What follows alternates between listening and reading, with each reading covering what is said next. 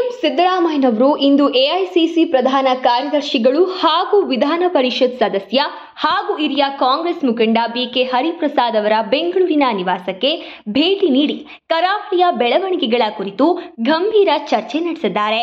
ಈ ಸಂದರ್ಭದಲ್ಲಿ ದಕ್ಷಿಣ ಕನ್ನಡ ಜಿಲ್ಲೆಯಲ್ಲಿ ನಡೆದಿರುವ ಸರಣಿ ಕೊಲೆಗಳು, ಹಿಂಸೆಯ ಘಟನೆಗಳು, ಪ್ರಚೋದನಕಾರಿ ಭಾಷಣಗಳು, ಕಾನೂನು ಸುವ್ಯವಸ್ಥೆ ಹದಗೆಟ್ಟಿರುವುದು ಇತ್ಯಾದಿಗಳ ಬಗ್ಗೆ ಗಂಭೀರ ಚರ್ಚೆ ನಡೆದಿದೆ ಎಂದು ಹೇಳಲಾಗಿದೆ.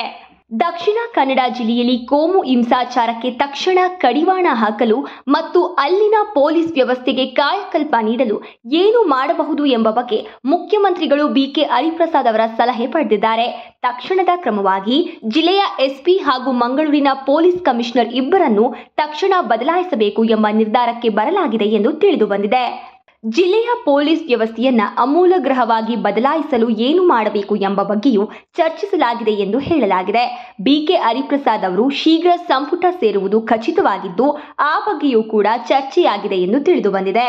ಈ ವೇಳೆ ಮುಖ್ಯಮಂತ್ರಿಗಳ ಜೊತೆಗೆ ಅವರ ರಾಜಕೀಯ ಕಾರ್ಯದರ್ಶಿ ನಸೀರ್ ಅಹಮದ್ ಹಾಗೂ ಸಚಿವ ಜಮೀರ್ ಅಹಮದ್ ಮತ್ತಿತರರು ಕೂಡ ಇದ್ದರು.